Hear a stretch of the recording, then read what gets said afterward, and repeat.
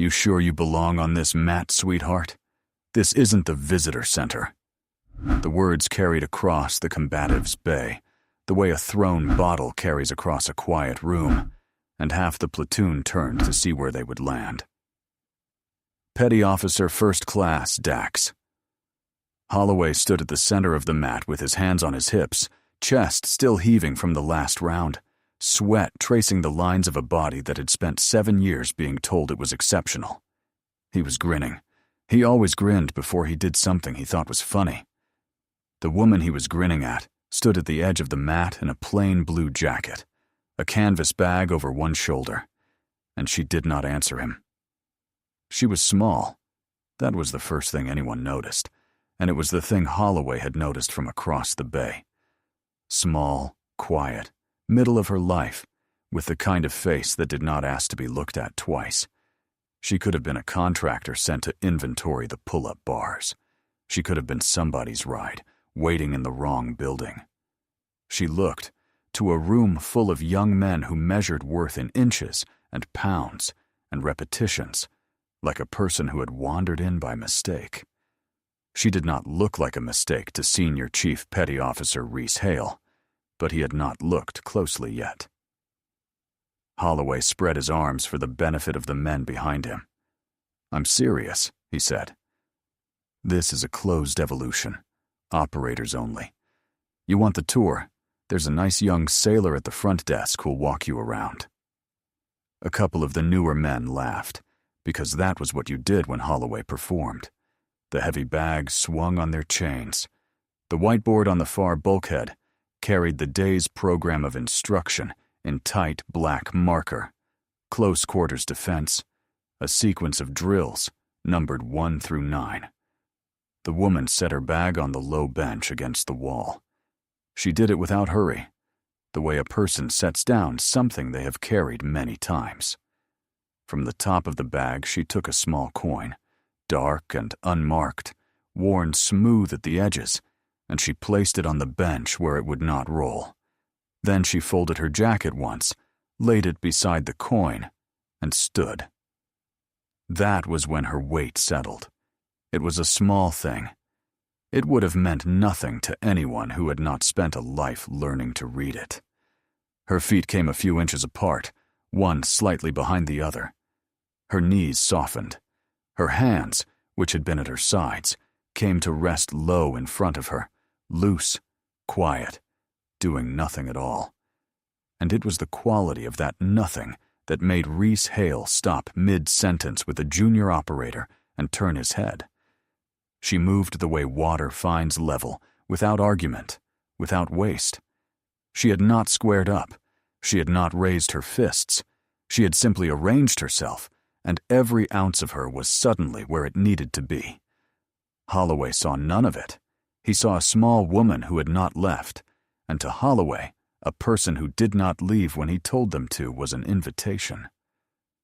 "All right," he said, and his grin widened. He waved her onto the mat with a lazy sweep of his arm, the way a man calls a dog.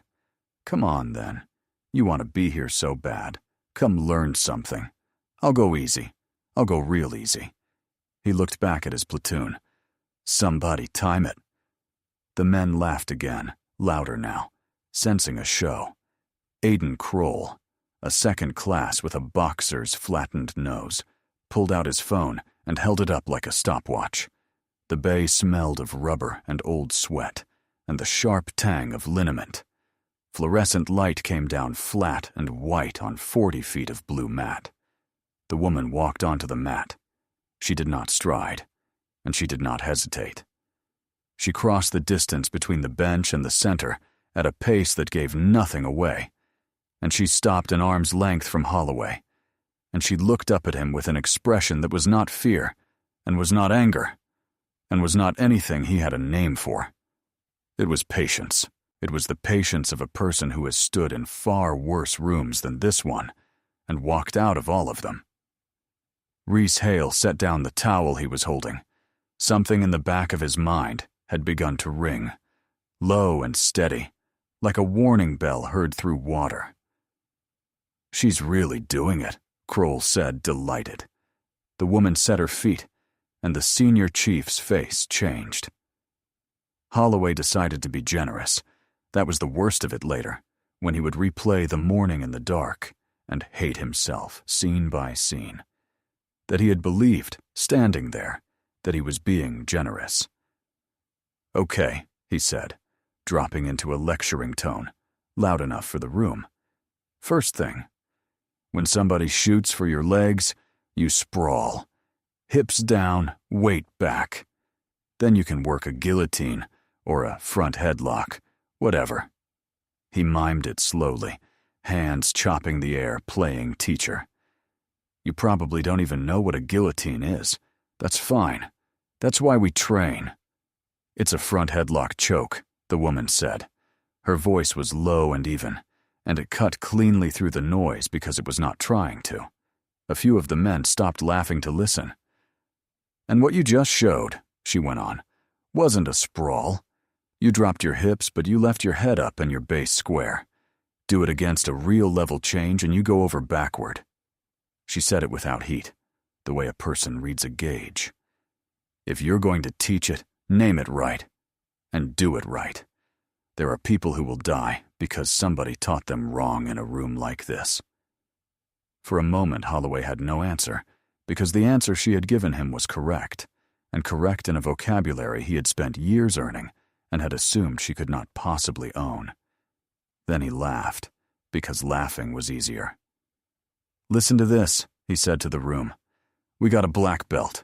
We got a keyboard warrior who watched some videos." He turned back to her. "You want to correct my sprawl, sweetheart? Show me. Shoot on me." "No," she said. "No?"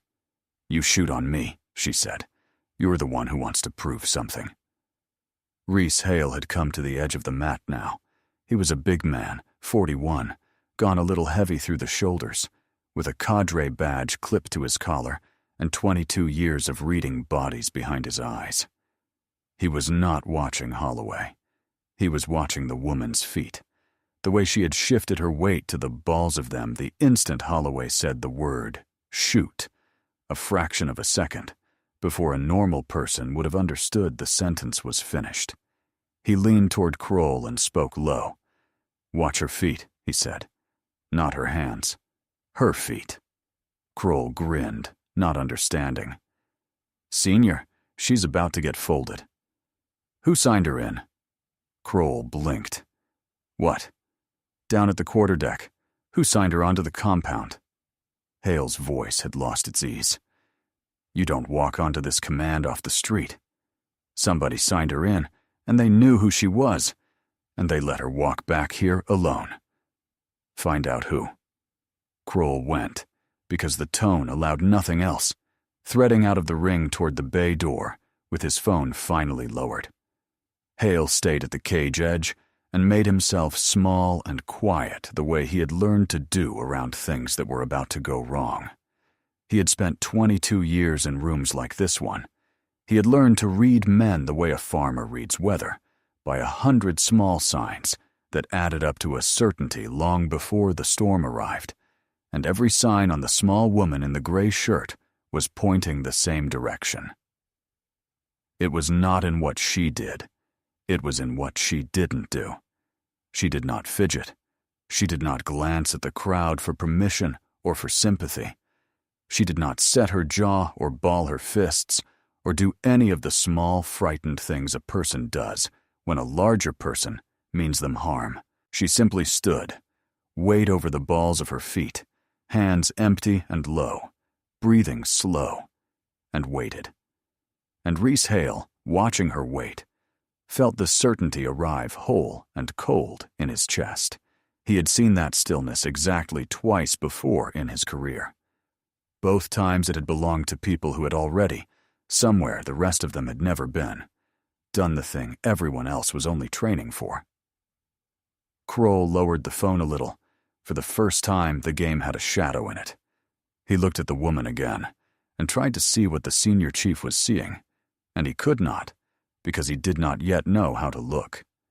She was just a small woman in a gray t-shirt, standing very still, while Dax Holloway rolled his neck and set his feet and promised the room she would file a complaint.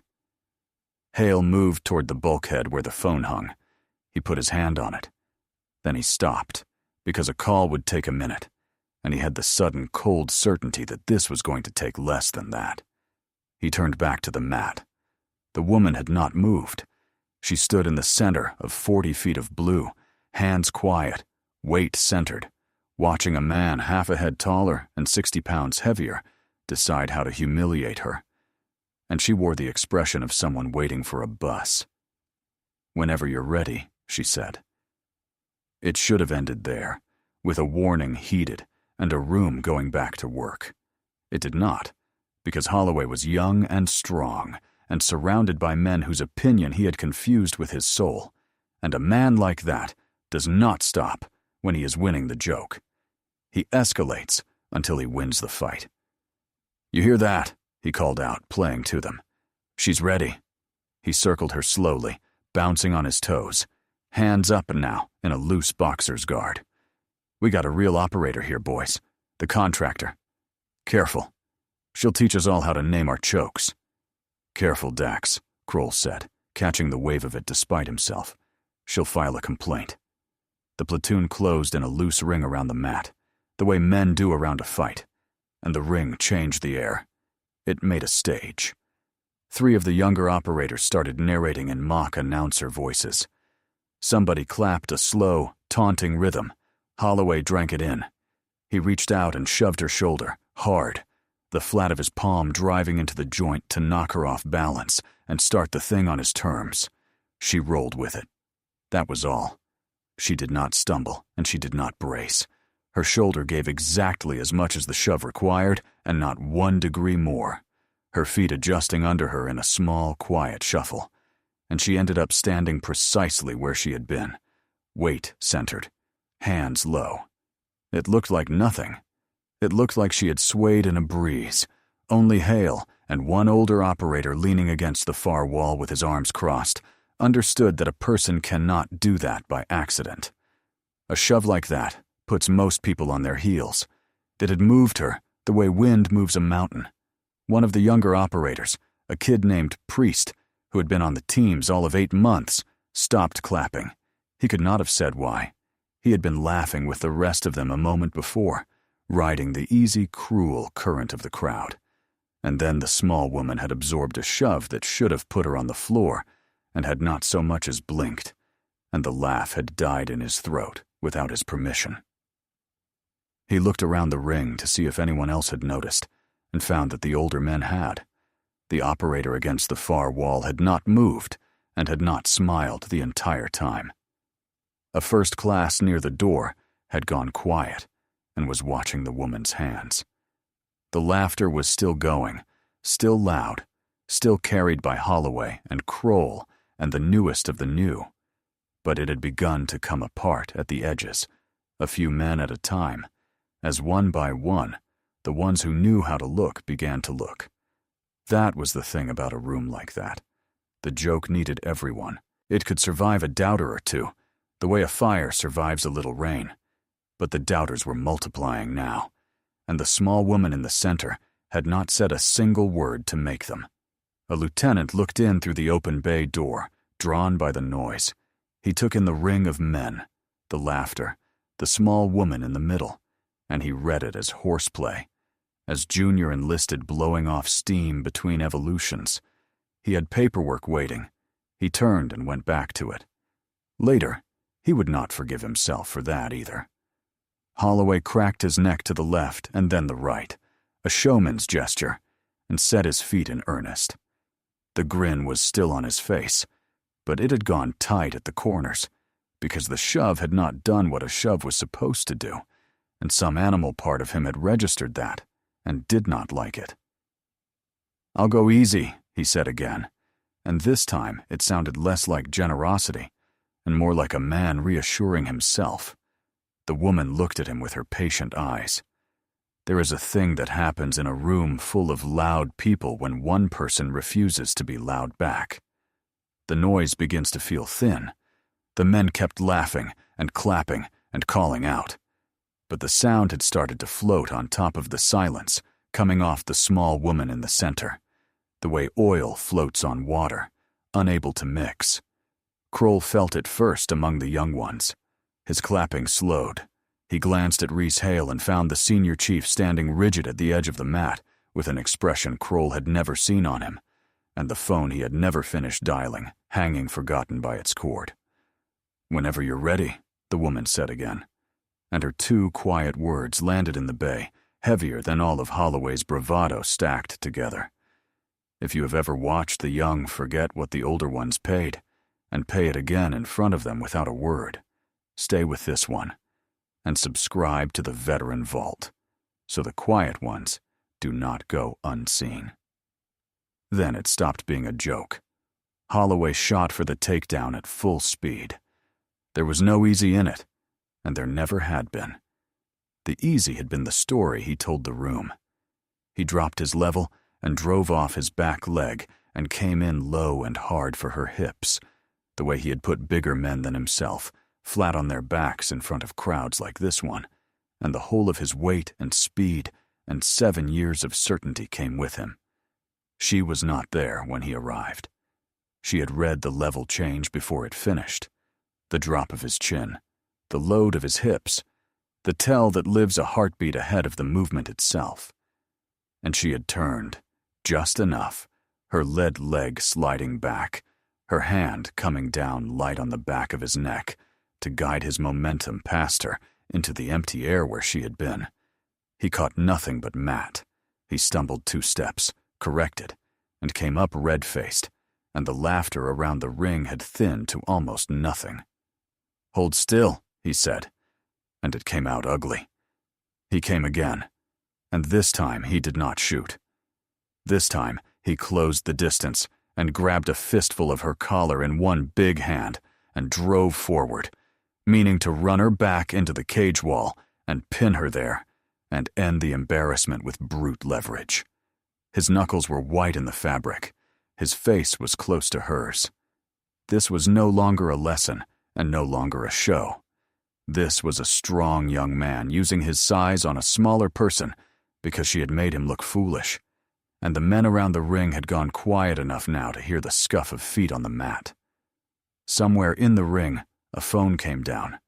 The mock announcer voices had stopped. What had been a show 2 minutes ago had become something with an ugly shape to it. A strong young man with a fistful of a smaller person's collar, driving her backward across a mat with real force in front of a crowd that had stopped laughing and had not yet decided to stop him. This is the moment, in every room where it happens, that separates the people who will step in from the people who will tell themselves, later, that they almost did. Most of the platoon told themselves, in that instant, that it was fine, that the senior chief was right there, that she had walked onto the mat herself, that it was not their place. The excuses assembled themselves quickly and quietly in 20 different heads, the way excuses do, and not one man moved, and the small woman let herself be driven backward with her weight still perfectly, impossibly centered under her. "Quit dancing," Holloway said through his teeth. "Let's see what you've got." Rhys Hale's voice cracked across the bay like a rifle shot. "Holloway, back off." He was moving now, coming around the edge of the mat fast for a heavy man. "Back off. You have no idea who that is." But Holloway had a fistful of collar and a crowd and a wound to his pride, and he had stopped being able to hear anything except the roar of his own need to win. He laughed, short and mean, and set his base to throw her. The woman had let him take the collar. That was the thing Hale saw, and the platoon did not. She had allowed the grip. Her hands had not come up to fight it. She stood inside the storm of a much larger man's aggression, with her weight still centered and her breathing still even, her forearm brushing his where he gripped her, and as her sleeve pulled back, a thin pale scar showed along the muscle of it, an old seam of a wound that had been closed a long way from any hospital. The older operator against the far wall saw the scar. He came off the wall as if it had burned him, and the color drained out of his face, and he said, to no one, in a voice full of something like fear. "Oh, no." Reese Hale reached the bulkhead phone and tore it off the hook. "Get the Command Master Chief to the CQC bay," he said into it, and every man near enough to hear the tone of his voice felt the morning tilt under them. "Now. I don't care what he's doing. Now." He hung up and put himself at the edge of the mat between the ring of men and the bay door, and he did something none of the young operators had ever seen Reese Hale do. He looked scared, not for himself. "Everybody stand off," he said. "Holloway, let go of her collar and step back. That is not a request." Holloway turned his head, still gripping, and the interruption lit the last of his judgment on fire. To be stopped was worse than to lose. To be stopped in front of the platoon, by the senior chief, over a small woman he had been about to fold. It was unbearable, and a young man who finds a thing unbearable will very often run straight at it. "Relax, Senior," he said, and forced the grin back onto his face. "It's one round. She wanted on the mat. She's on the mat." He looked at the woman, close, and lowered his voice so only the ring could hear. "Last chance, sweetheart. Tap before I put you down, and we'll call it a lesson." "Son," Hale said, and his voice had gone quiet now, quiet and flat and terrible. "You are about to make the worst decision of your career. I have watched a lot of men make it. I am asking you not to." For 1 second, something reached Holloway. His grip loosened a fraction. His eyes flicked to the woman's face and found her watching him with that same bottomless patience. And for 1 second, the animal in the back of his brain understood exactly what the older operator against the wall had understood, and it was afraid. Then Kroll, who did not know any better, called out, "Come on, Dax," and the second passed. The woman rolled her shoulder, and her sleeve slid further, and the scar caught the flat white light. She was not showing it to Holloway. She was simply moving, the small economical resettle of a person who has decided that the waiting is over. But the older operator by the wall had come to a kind of attention without meaning to, and 2 of the men near him had followed his eyes to the scar, and a silence was spreading out from that corner of the bay, like cold across a pond. "What is that?" one of them said. "What is that on her arm?" Nobody answered him, because the men who knew did not have the words for it, or did not trust their voices to carry them. A scar like that did not come from a gym, or a car, or a clumsy afternoon. It came from a place none of the young ones had been yet, closed by a hand working fast in bad light, because there was no time, and no clean table, and no one else to do it. The older operator against the wall had a scar of his own, on the meat of his calf, and his hand had drifted to it without his knowing, the way a man's hand goes to an old truth when he is reminded of it.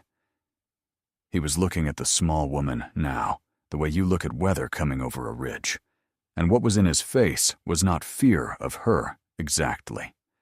It was the recognition of a person who has finally understood that the quiet stranger in the corner of the room is the most dangerous and the most valuable person in it, and that he had spent 20 minutes watching a child throw rocks at her. Behind them, at the far end of the bay, the heavy door banged open. If you have felt the exact moment a room realizes it has been laughing at the wrong person, you know the drop in the stomach that comes with it. And you will want to stay for what walks through that door. Subscribe so you do not miss it. 10 years before, on a night with no moon, in a country the news called by one name, and the men who fought there called by another. Simone Archer went up a stairwell in the dark, and did not come down the same. She was 34 that year. The compound sat at the edge of a town that had changed hands 4 times in 2 years. 2 stories of poured concrete and rebar, and the plan had been cleaned the way plans are cleaned before contact. Stack on the door, breach, clear from the bottom up. 8 of them, moving like one body in the green wash of night vision, and Archer near the front because she was small and fast and better in a tight space than men twice her size. Then the comms cut. All at once, mid-breath, the calm voices in her ear replaced by dead air, and the stack that had been one body became pieces of a body scattered through a dark house. She would learn later it was a jammer. In the moment, it was simply the world going silent, and then not silent. The flat concussion of a grenade 2 rooms away, the stutter of a weapon, shouting in a language that was not English, and the stairwell in front of her swallowing 2 of her men into blackness. She went up after them because there was no version of Simone Archer that did not. On the landing, her night vision washed out in a bloom of white. A light swung into her face, and a shape came out of the glare. Big, close, hands reaching, and there was no room to bring her rifle up and no time to try. So she did the thing the platoon in the sunlit bay 10 years later would mock her for knowing. She fought with her hands. In the dark, on a concrete landing 8,000 miles from any mat, with her heartbeat filling her ears, she fought a man she could not see with the exact patient economy she would one day spend her life teaching, and it lasted perhaps 90 seconds, and at the end of it, she was still standing, and he was not. There was no rank on that landing. There was no call sign, no crowd, no whiteboard, no numbered drill. There was only what her hands knew, and what her hands knew was enough, and that was the whole and terrible lesson of it. In the dark of that stairwell, there was no one to impress and no one to perform for. There was only the difference between a person who had trained until the skill lived below thought and a person who had not. And that difference was the difference between the 2 people who walked off the landing and the one who did not. She had gone over that landing 10,000 times since, in the slow hours before dawn when sleep would not come. She had taken it apart the way she took apart everything, frame by frame, looking for the decision she could have made differently, and there had never been one. The comms had cut, the stack had split, the light had come into her face, and the shape had come out of the glare, and everything after that had happened. In a place below thought, in the country where training goes to become instinct. She had not been brave on that landing. Bravery implied a choice, and there had been no choice, only the long, patient years of repetition that had built a person who did the right thing with her hands before her mind had finished being afraid. That was the secret she had spent the rest of her life trying to give away.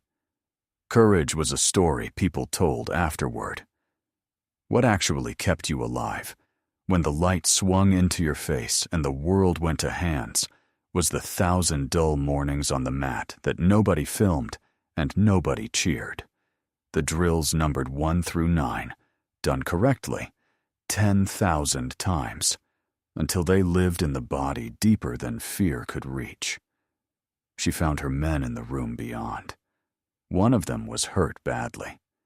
She got a hand under his gear, and she brought him down the stairwell she had just cleared, step by step in the ringing dark, talking to him the whole way in a low voice about nothing, about home, about the truck he was going to fix when they got back. And she carried him out through the breach point into the cold air and laid him down and worked on him with her hands the way she had fought with them. He did not make it.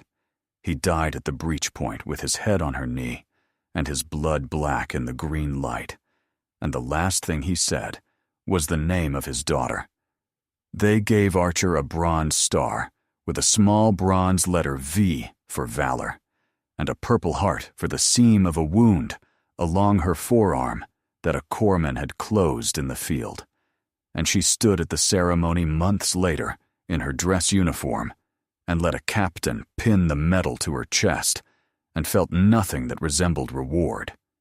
She had learned the thing the medals could not say, which was that everything came down, in the end, to what your hands knew when the lights went out, and that the only thing she could do with that knowledge, The only way she could carry the weight of the man who had died with his head on her knee was to make certain that fewer of them would. So she left the door for the mat. She traded the breach for the whiteboard. She became the person who stood in the flat, white light of a training bay and taught young men who thought they were immortal the 90 seconds that would keep them alive, and she asked nothing from them in return except that they take it seriously. She kept the coin.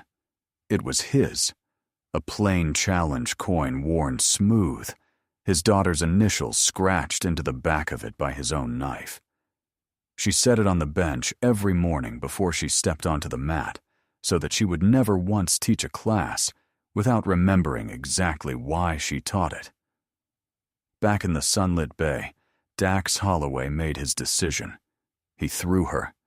He committed everything to it, hips and legs and back, and the full weight of 7 years of being told he was exceptional.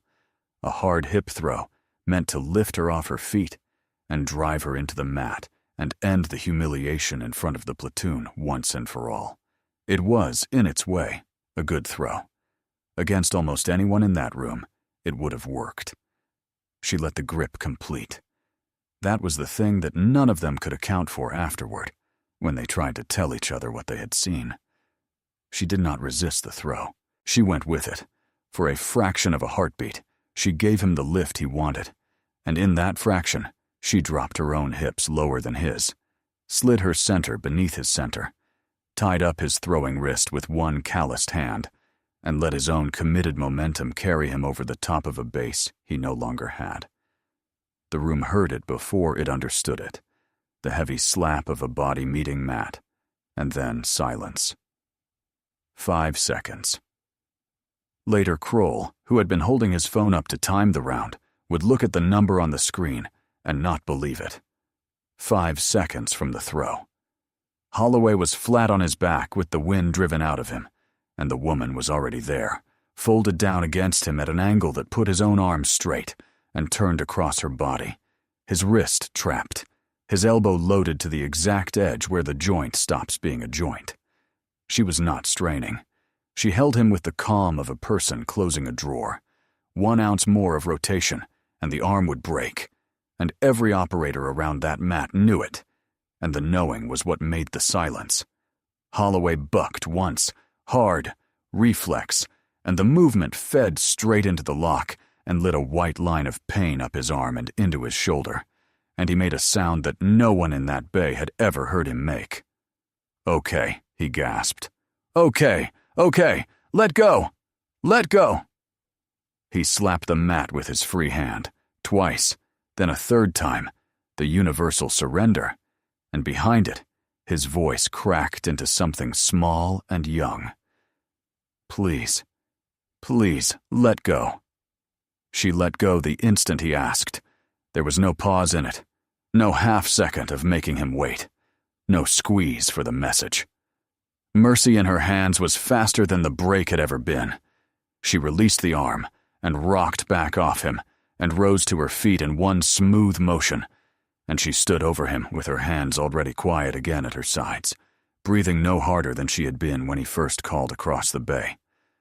Holloway rolled onto his side, cradling his arm, his face the deep red of a man whose whole picture of himself has just been rearranged in front of every person whose opinion he lives on. The platoon had gone completely still. The mock announcers had no voices left. Kroll's phone hung forgotten at his side, the timer still counting up past a number that no longer mattered. Holloway pushed himself up to one knee. He looked at the small woman standing calm above him, and the humiliation in him curdled into the last thing he had, which was defiance, and he spat out the only question left. "Who are you?" he said. "Who do you think you are?" The far door had already opened. None of them, watching the mat, had seen who came through it. "Attention on deck!" The voice came from the doorway, and it did not shout, and it did not need to. It landed on the bay with the weight of 30 years, and the platoon obeyed it before a single one of them understood why. Bodies snapping upright, heels together, hands to seams, the reflex of 1,000 mornings overriding thought. Only Holloway, on one knee on the mat, and the small woman standing over him, did not move. Command Master Chief Dominic Farrow crossed the bay slowly. He was a lean, gray man of 46, with a face like a closed door, and the anchors of his rate riding high on his collar. And he had come at a walk that turned into something slower as he got closer to the mat, because he had seen her face, and the sight of it had reached back 30 years and taken hold of him. He stopped a few feet away. He looked at the woman for a long moment, and the closed door of his face came open, and what was behind it was not the Master Chief, and was not the command. It was a much younger man on a landing in the dark. "I'll be damned," Farrow said quietly. "Viper." The word went through the bay like a current. A few of the older men made small sounds. The operator against the wall, the one who had seen the scar, closed his eyes. Farrow turned to face the platoon, and his voice came up now, hard and clear and pitched, to carry to every man standing rigid around that mat. "Eyes on me. All of you." He let the silence sit for a beat. "This is Chief Warrant Officer for Simone Archer, call sign Viper." He lifted one hand and pointed, without looking, at the whiteboard on the far bulkhead, at the numbered program of instruction that governed everything they had done that morning. She wrote that. Every drill on that board. The close quarters program this command trains to, the one that has kept some of you alive and will keep the rest of you alive. She authored it. I carried a rifle behind her in a stairwell in a country I'm not going to name, in 2016, on the worst night of my life, and I am standing here today because of what her hands knew in the dark. Holloway's face on the mat ran the whole distance in the space of those sentences. Confusion first, the blank, flat look of a mind refusing the data. Then disbelief, a small shake of the head. No, that isn't. Then recognition, the color going out of him as the pieces slid home. The vocabulary, the sprawl correction, the scar, the 5 seconds, the coin on the bench, and last of all, horror. The pure, cold horror of a young man who understands, completely and too late, exactly who he put his hands on, and exactly what she had chosen not to do to him. "Ma'am," Holloway said. It came out of him in pieces. "Ma'am, I didn't—" "On your feet, petty officer," Farrow said, not unkindly, but the not-kindness in it was worse than shouting. Holloway got up. He came to attention, cradling the arm she had let go, and he could not lift his eyes to the woman he had waved onto the mat.